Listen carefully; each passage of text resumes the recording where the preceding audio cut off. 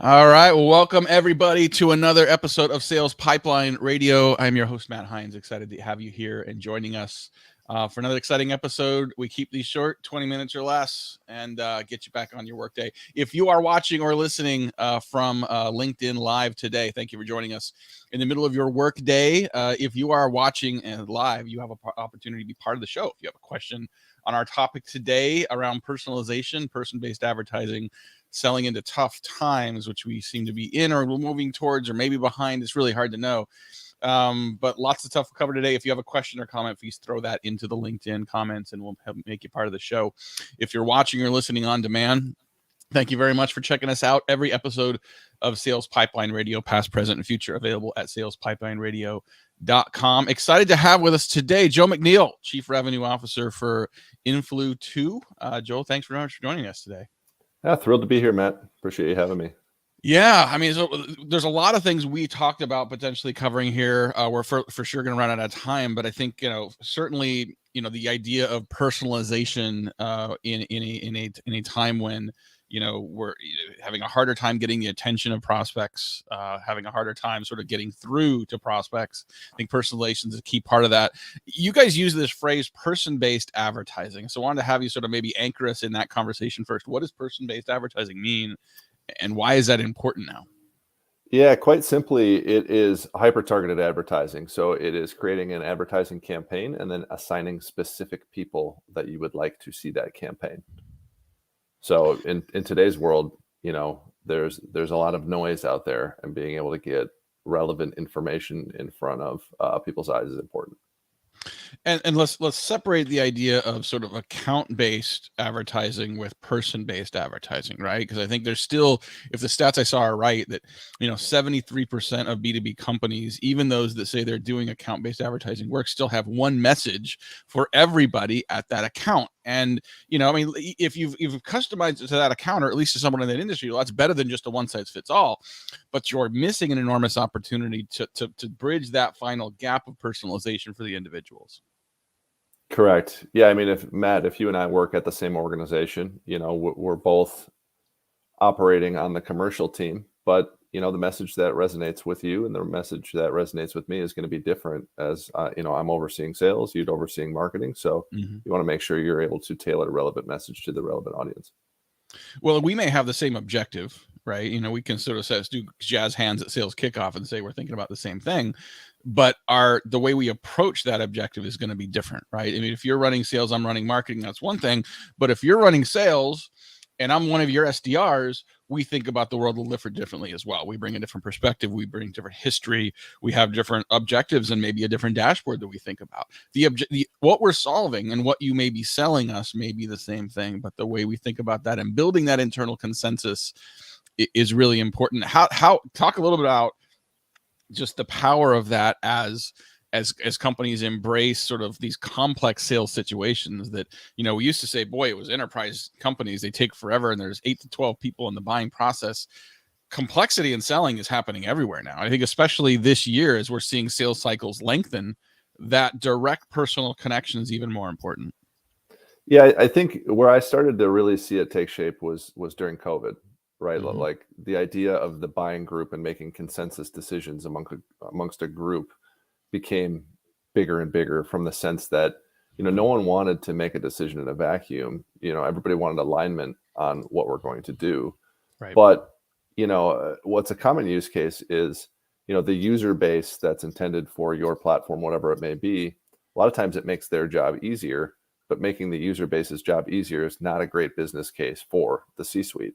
Right. So from a messaging standpoint, as a salesperson, you want to make sure your user base knows how it's going to empower their day-to-day, because people make buying decisions, not companies.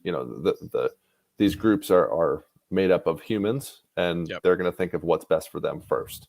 So it becomes important to get the right message to the right people. No, buildings do not write checks. And so you still, even in a complex B2B situation, selling into Fortune 100, it's still the people. And those people don't always make rational decisions. Even if you're at an enterprise company and you have shareholder responsibility, you still bring emotion. You still bring personal goals into the conversation. let's talk a little bit about, I mean, it's one thing to say we're taking the message to the person and we're personalizing it to individuals, but let's talk about what that message is. Like, how should companies think about, business value for what you're selling, and how to balance that with sort of personal needs and personal objectives that individuals who are going to make these decisions, that are going to sort of make a commitment to change, how important is it, and how do you then combine personal, professional objectives and needs? Yeah, I think, the further up the org chart you go, the more strategic the needs, right? The more impactful the needs, the more high level the needs, where, when you get into more of the doer user roles, it's more tactical. How does this help me do my day to day? How does this help, solve the pain I'm seeing in accomplishing the goals I need to see? And I think a big part of it, especially with us, is, we can track engagement without forms. So you can open up, the idea of providing content to these individuals without them, creating a barrier for put your name here, put the form here, download this, or gating content. That's always, the age old dilemma, to gate or not to gate. Well, yeah, boy, we could go on a whole tirade on that. I think, like only 3 to 4% of people fill out forms. That's not a new statistic. That's been happening for a very long time. And so if someone is really interested in learning more about your solution, or just interested in sort of educating themselves about the problem, if they're highly motivated, the last thing you want to do is put a barrier in front of them. So being able to sort of let people explore the way they want to. And speaking of that, I mean, sometimes we think about this buying committee, and it's always so funny. For years, we think the way we sell is the way people want to buy. And there's always, and too many companies have a conflict between sort of the selling process they want to follow and the way their customers buy. And as we think now about buying committees, we're like, oh, great, we got these 8 people in a buying committee, and here's these stages of the buying process they go through. And so we're going to march all 8 of them through stage by stage at the same time. That's not reality as well.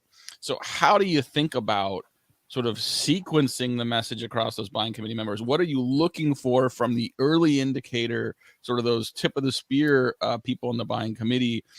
And is there a way to use that to build some consensus internally amongst folks to help increase velocity of not just the deal, but just a commitment to change? Yeah, I mean, at the highest level, like as an AE, we know that multi-threading your opportunities is like the biggest driver of conversion rates right now, right? We all know that. The problem is it's hard, and sometimes companies make it hard because if I'm talking to Matt, he's saying, hey, I'm your guy. You don't need to talk to anybody else. I'll broker all those conversations. And it puts you in a bind because you don't want to go around them, but you need to, right? And on the flip side, like the organization knows that multi-threading the opportunities is very important, but a lot of AEs don't get a lot of support from the organization in multi-threading. So, quite simply, if you think of everybody as a green light, yellow light, red light, like as an AE, you're at least trying to get the red lights to yellow and the yellow lights to green. And I think depending on where they are in the decision-making process and how good of a bead you have on that, what type of messaging you need. And you can just look at, your former wins and losses and think, what was the anatomy of this winning deal? Why do we think we won it? And how do we, reverse engineer that into messaging to resonate with the next one? And the same thing with losses. Why do we think we lost this? And how do we mitigate that on the next one?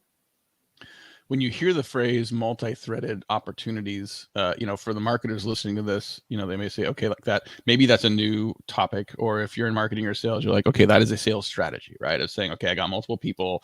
My job as a relationship manager is to sort of manage those different conversations, help get them aligned. Becoming a more and more important priority for marketing organizations to do it as well. It's not just segmentation of message. It's coordinating those different relationships and stages in a what is often a messy buying committee situation. What are some best practices for how marketers should be thinking about multi-threaded opportunities to support their sales teams?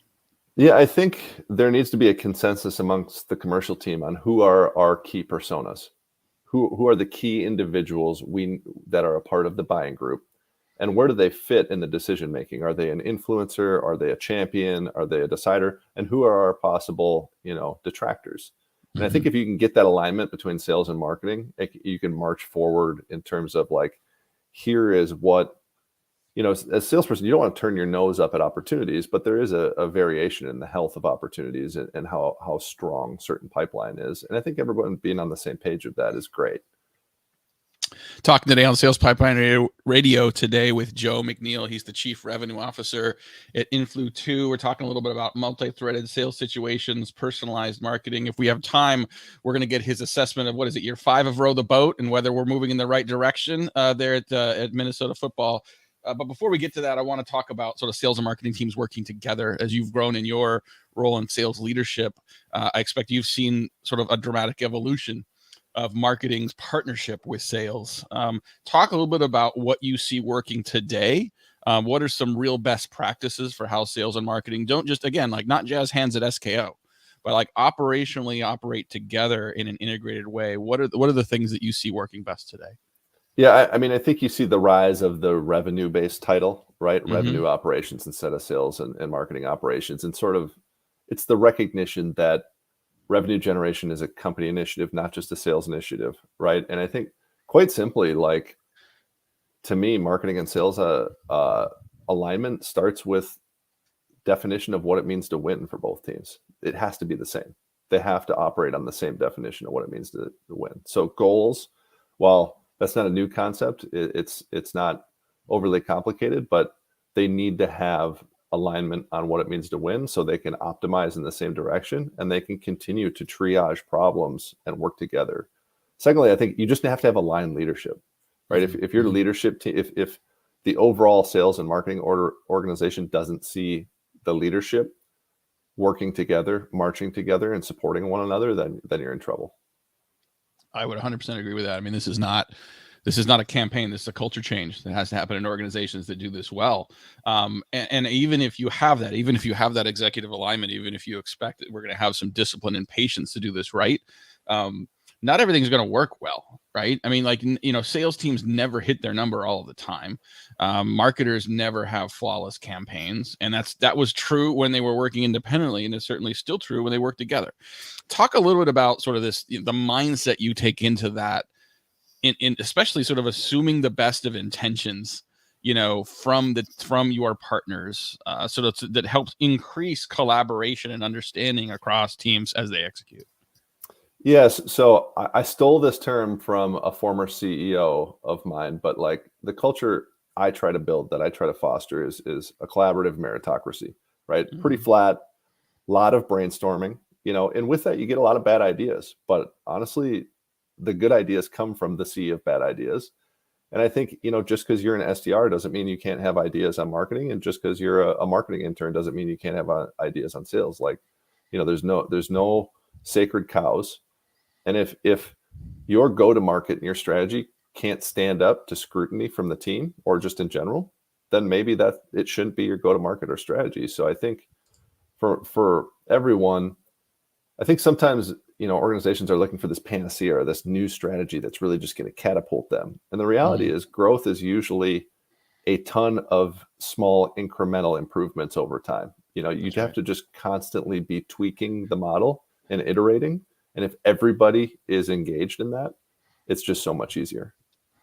Yeah, I absolutely agree with you. It's amazing to me that we still see people that are managing, even senior level, managers in complex sales situations, expect there's going to be like one thing that they can fix, or like one silver bullet, or, if we could just figure out dark social, if we could just figure out paid search, if we could just figure out, the SDR function.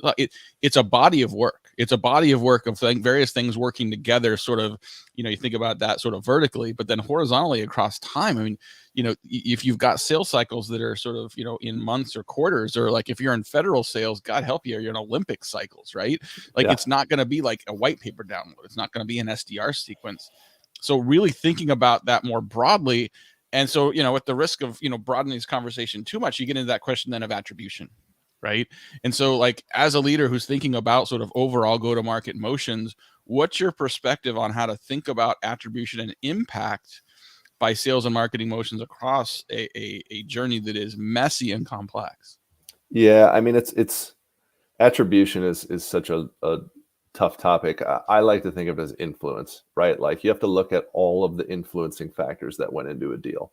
Right. It's way too hard to pinpoint. I mean, maybe there's certain times where you can pinpoint, like, this is the event, that really got this off. But there's so many influencing factors, and then you can get to, if you have the same, this is where alignment matters. If you all have the same definition of what it means to win, then you get together and you look at that influence and you start making decisions on what the level of influence was amongst the variables, and where do we need to do more and where do we need to do less, and how do we think this impacted it. Yeah, it's messy, and I think that it's important to have the right mindset going into that. Having a leadership team, as you said, that is bought off on this, that has some staying power and longevity, and saying we're going to do this right.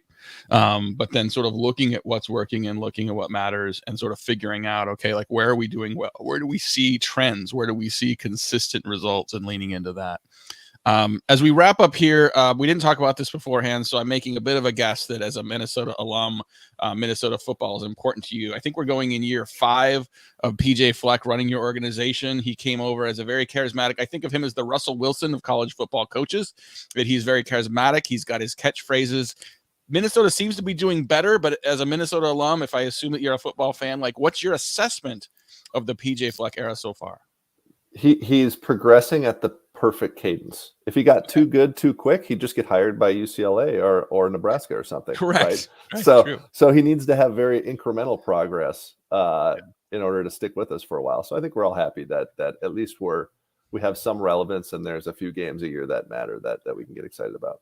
Yeah, and we've been better than Wisconsin too, so that's really our barometer. See, you talk about, you get to those rivalry games, like who gets the Paul Bunyan axe at the end of the year. Like it's just you win that and you're in better shape. I think Urban Meyer, Deion Sanders, front runners for Nebraska job. That's my hot take at this point. But anyway, Joe, thank you so much for your time. Appreciate it. If we want to learn more about Influ 2, where's the best place to go? Yeah, connect with me on LinkedIn. Be happy to chat. Website influ2.com as well. We're happy to talk through how we can support pipeline generation. Awesome. Thanks so much. We'll make sure we get your LinkedIn profile into the show notes so people can follow you there. Thanks everyone so much for catching up with us today. Thanks for watching.